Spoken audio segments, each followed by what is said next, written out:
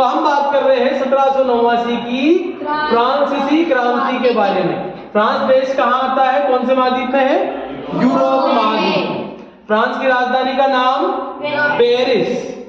अब किसी भी देश की उस समय आज से 250 साल पहले कुछ हुआ होगा, इस क्रांति क्यों हुई, वहां का समाज कैसा था, ये जानने के लिए यहाँ बैठे बैठे 250 साल की स्थिति थोड़ी जान सकते हैं। पहले क्या जानना पड़ेगा, वहां की समाज की स्थिति, सामाजिक स्थिति क्या क्या रही वहां की, वो जानना पड़ेगा। तो पहले हम देखते हैं वहां की समाज की हालत कैसी थी।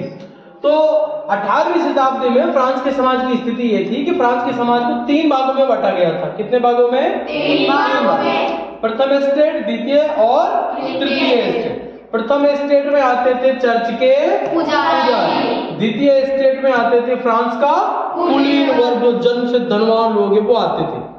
अभी फिल्म शुरू हुई है, अभी देखते जाओ धीरे धीरे धीरे धीरे आगे क्या होता है ना, घटना चलाते जाओ दिमाग में, अपने आप समझ में आता रहेगा। तृतीय स्टेट में आते थे व्यवसायी, वकील, कर्मचारी, किसान, भूमिहीन, यानी ज्यादातर लोग किस स्टेट में आते थे, तीसरे। ये तो वहां की समाज की हालत थी उस समय। अब टैक्स की हालत के बारे में देख लेते हैं अपन। टैक्स की क्या हालत थी, 2 टैक्स थे, टाइड नाम का और टाइल नाम का। टाइड नाम का टैक्स जो है वो चर्च के द्वारा लिया जाता था। किससे, थर्ड एस्टेट से। थर्ड एस्टेट का मतलब व्यवसायी, वकील, भूमिहीन, किसान, इनसे लिया जाता था। टाइल नाम का जो दूसरा टैक्स था वो सरकार लेती थी डायरेक्ट, वो भी किससे लेती थी, थर्ड एस्टेट से। अब ये क्या सिस्टम है, पहला एस्टेट जो पहला है और दूसरा एस्टेट है उनसे कोई प्रकार का टैक्स नहीं लिया जा रहा है, और सारे के सारे टैक्स किससे ले रहे हैं, थर्ड एस्टेट से। तो यहां पर भी क्रांति का बीज बोता है आदमी के असमानता करता है, तो असमानता भी हुई। फिर यहां देखो 2 चीजें देखने लायक है, सभी टैक्स केवल थर्ड एस्टेट से लिए जाते थे। कौन से एस्टेट से, थर्ड एस्टेट से। अब पहले और दूसरे एस्टेट से किसी भी प्रकार का टैक्स नहीं लिया जाता था, लेकिन क्यों, इसलिए कि जन्म से प्राप्त अधिकार था। क्या था, जन्म से अधिकार मिला हुआ था कि हमें किसी भी प्रकार का टैक्स देना नहीं है। ठीक है, फर्स्ट और थर्ड सेकंड एस्टेट में जो जन्म लेता था उसका जन्म से अधिकार था कि हमें किसी भी प्रकार का कोई भी टैक्स देना नहीं पड़ेगा। तो सारा का सारा टैक्स कौन देता था, थर्ड एस्टेट। और थर्ड एस्टेट में आते कौन थे, ये गरीब लोग, भूखे लोग है ना, किसान लोग, ये तो बेचारे पहले से ही गरीब है। अब आते हैं हम 1774 में। 1774 में क्या हुआ, लुई 16वां जो है वो यहाँ की राजगद्दी पर बैठा। कहाँ की राजगद्दी पर, फ्रांस का राजा बन गया 1774 में। कौन, लुई 16। अब लुई 16 जो है बोरबन राजवंश का शासक था। कौन से राजवंश का, बोरबन राजवंश का। अब लुई 16वां मनमर्जी करने वाला, निरंकुश और तानाशाह टाइप का आदमी था, ना खुद की मर्जी चलाने वाला, किसी की सुनता नहीं था, किसी की नहीं सुननी, अपनी मर्जी करनी है। इसका जन्म कब हुआ था, 1754 में, यानी कि 20 वर्ष की उम्र में ये क्या बन गया था, राजा बन गया। फ्रांस का राजा बन गया 20 वर्ष की उम्र में। अब 20 वर्ष का आदमी राजा बन जाएगा तो उसको अनुभव रहेगा कुछ चलाने का, नहीं, शासन चलाने का अनुभव रहेगा, कैसे शासन चलाना है कैसे नहीं चलाना है, उसको समझ में नहीं आया कि शासन कैसे चलाना है। ठीक है, 5वीं बात हम देखते हैं, उसका विवाह हो गया। किससे हो गया, ऑस्ट्रिया। ऑस्ट्रेलिया नहीं, ऑस्ट्रेलिया एक अलग महाद्वीप का नाम है ना, ऑस्ट्रेलिया नहीं है। ऑस्ट्रेलिया महाद्वीप एक अलग महाद्वीप है।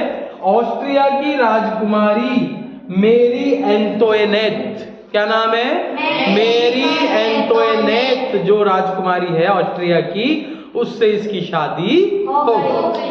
जब इससे चलिए ये फ्रांस का राजा बन गया, लेकिन एक बहुत बड़ी समस्या थी। वो बहुत बड़ी समस्या क्या थी कि इसका खजाना कैसा था, खाली, यानी रुपए पैसे है ही नहीं। अब रुपए पैसे नहीं है, राज चलाने के लिए किसकी जरूरत पड़ेगी, पैसे की जरूरत पड़ेगी। खजाना होना चाहिए तुम्हारे पास में, तभी तो कोष होना चाहिए ना, बहुत सारे पैसे होने चाहिए राजा के पास। लेकिन जब लुई 16 राजा बना तो इसके पास पैसे नहीं। ठीक है, समझ में आ गया यहाँ तक, यस सर। आगे अपन चलते हैं।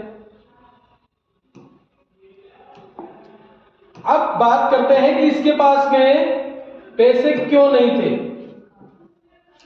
इसके पास पैसे नहीं थे, खजाना खाली होने का कारण क्या था? खजाना खाली होने का कारण था एक तो लंबे लंबे युद्धों के कारण खजाना खाली हो गया। बहुत लंबे लंबे युद्ध, 5-5, 7-7 साल युद्ध अगर चलेगा तो उसमें बम, बंदूक, हथियार, गोले, तलवार ये चाहिए, खाना पीना चाहिए, उसमें पैसे ज्यादा गए। राजाओं की शान शौकत पर खर्च हो गया, बहुत सारे राजाओं के शौक बहुत सारे थे, उस पर बहुत सारा पैसा खर्च हो गया। तीसरी बात मेरी, अमेरिकी स्वतंत्रता संघर्ष में इन्होंने साथ दिया। अमेरिका का जो स्वतंत्रता संघर्ष हुआ, अमेरिका पहले किस देश का गुलाम था? ब्रिटेन देश का गुलाम था। तो अमेरिका ने जब प्रयास करने लगा अपनी स्वतंत्रता के लिए, तो फ्रांस भी उसमें कूद पड़ा उनके साथ, अमेरिका के साथ, कि हम तुम्हें आजाद कराएंगे। अब आजाद कराने कोई देश आएगा तो उसको किसकी जरूरत पड़ेगी? पैसे की जरूरत पड़ेगी। वहां भी क्या हुआ? कोष खाली हो गया। पहले से देखो, पहले से 2 अरब लिवरे का कर्ज था इनके पास में। फ्रांस के पास पहले से 2 अरब लिवरे का कर्ज था। लिवरे क्या है? फ्रांस की मुद्रा। जैसे हमारे यहाँ पर क्या चलता है? रुपया चलता है, वैसे ही फ्रांस में क्या चला करता था? लिवरे चलता था। ये लिवरे 1994 में बंद कर दिया इस लिवरे को, 1794 में लिवरे को बंद कर दिया गया। अब 1794 में लिवरे को बंद कर दिया, मुद्रा को, तो मुद्रा तो दूसरी चलानी पड़ेगी। उसकी जगह कौन सी मुद्रा चलाई? उसकी जगह चलाई यूरो या फ्रांसीसी फ्रैंक। अब अपने यहाँ जैसे रुपया चलता है वैसे फ्रांस में क्या चलता है? यूरो चलता है। वहां जो अपने यहाँ चीजें खरीदते हैं रुपए से, वहां किससे खरीदते हैं? यूरो से, या जिसको फ्रांसीसी फ्रैंक भी बोलते हैं। ठीक है, एक तो ये कारण हुआ। फिर जनसंख्या बढ़ गई यहाँ की। जनसंख्या इस प्रकार बढ़ी कि 1715 में जो जनसंख्या यहाँ की 2.3 करोड़ थी, 2 करोड़ 30 लाख के आसपास, वो 1789 आते आते वो जनसंख्या कितनी हो गई? लगभग 2.8, मतलब 2 करोड़ 80 लाख से 3 करोड़ के बीच में इनकी जनसंख्या हो गई। अब जनसंख्या बढ़ेगी तो किसकी जरूरत पड़ेगी? पैसे और ज्यादा चाहिए। खजाना पहले से ही खाली पड़ा हुआ है, तो इन्होंने क्या कर दिया भाई? 10 अरब लिवरे का कर्जा और ले लिया। पहले से कितने अरब का कर्जा था? 2 अरब लिवरे का कर्जा। देखो कहानी कहाँ चल रही है, फिल्म की स्टोरी चल रही है, जैसे जैसे दिमाग में चित्र लाते रहो। तो 2 अरब लिवरे का कर्जा पहले से ही था, 10 अरब लिवरे का कर्जा इन्होंने और ले लिया। तो टोटल इनके पास में कितना कर्जा हो गया? 12 अरब लिवरे का इनके पास में कर्जा हो गया। ठीक है, अब उस साल क्या हो गया? महंगाई बढ़ गई, बहुत सारी महंगाई बढ़ी। अनाज, पाव रोटी की कीमत बढ़ गई। पाव रोटी जान गए, फ्रांस का या इंग्लिश लोगों का सबसे जो मुख्य खाने की जो चीज होती है वो क्या होती है? पाव रोटी। अपने यहाँ जैसे ब्रेड खाते हैं तो ब्रेड की तरह ही होती है। तो पाव रोटी की कीमत बढ़ गई, अकाल बढ़ गया, निर्वाह संकट का दौर आ गया। तुम्हारे सिलेबस में दिया हुआ है निर्वाह संकट का दौर। निर्वाह संकट का दौर का मतलब है कि आदमी को जिंदा रहने के लाले पड़ गए। खाएं तो क्या खाएं, घर बाहर तो छोड़ो, खाना क्या खाएं? जिंदा रहने के लिए शरीर को खाने की तो जरूरत है। अनाज वनाज कुछ भी मिलना बंद हो गया। बहुत बड़ी समस्या हो गई। इधर इस तरफ 12 अरब लिवरे का कर्जा हो गया। अब लुई 16वें को बहुत चिंता हुई। तो लुई 16वें को जब चिंता हुई तो उसका एकमात्र उपाय क्या था? टैक्स का बढ़ाना। राजा क्या कर सकता था? टैक्स बढ़ा सकता था, क्योंकि कमाई का और दूसरा साधन है नहीं, राजकोष पूरा खाली चला हुआ है। टैक्स बढ़ा दिया गया। अब इन्होंने क्या किया? टैक्स बढ़ाने पर चर्चा की कि हमारे राजकोष में अगर टैक्स बढ़ेगा तो ही पैसे आ सकते हैं, ऐसे तो पैसे आएंगे नहीं। तो इन्होंने किसका निश्चय कर दिया? टैक्स बढ़ाया जाएगा। आ गया यहां तक समझ में?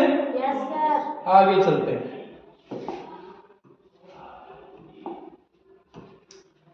देखो टैक्स बढ़ाने की बात चल गई। अब टैक्स बढ़ाने की जब बात चली तो टैक्स देगा कौन? ये बताओ फटाफट, टैक्स कौन देगा?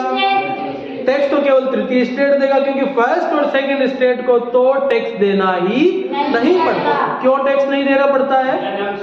जन्म सिद्ध अधिकार, उनका जन्म से ऐसा अधिकार मिला हुआ है कि उनको टैक्स देना नहीं पड़ता है। तो थर्ड स्टेट पर और भार पड़ गया। थर्ड स्टेट वाले राजी हो जाएंगे कि इस बात के लिए? कभी नहीं होंगे, गुस्सा खा गए बहुत ज्यादा। आखिर में तो फिर अपन यहाँ देखेंगे कि राजा को मार मोड़ दिया। राजा को जाकर, वहां महल था एक बहुत बड़ा, उस महल पर जाकर आक्रमण कर दिया। आक्रमण करके राजा को बंदी बना लेते हैं फिर ये लोग बाद में। तो अभी हम देखते हैं, तो टैक्स बढ़ाया जाएगा। ये निश्चय हो गया। अब उस समय औद्योगिक क्रांति का दौर चला, ये भी तुम्हारे सिलेबस में तुमने पढ़ा होगा। औद्योगिक क्रांति का दौर चला 1760 ईस्वी से 1840 ईस्वी तक औद्योगिक क्रांति चली। अब औद्योगिक क्रांति क्या थी? औद्योगिक क्रांति थी उद्योगों में मशीनरी का आना। उद्योग धंधों में पहले कारखाने, फैक्ट्रियां, मिल, इसमें कौन काम करते थे? आदमी काम करते थे, है ना, शारीरिक आदमी मैन्युअली काम करते थे, श्रम करते थे। अभी क्या आ गई? मशीनें आ गई। अब मशीनें आ जाएगी तो आदमी को रोजगार मिलेगा या बेरोजगार होगा? बेरोजगार होगा, क्योंकि 10 आदमियों का काम कौन कर रही है? एक अकेली मशीन कर रही है। ये भी बहुत बड़ी समस्या हो गई।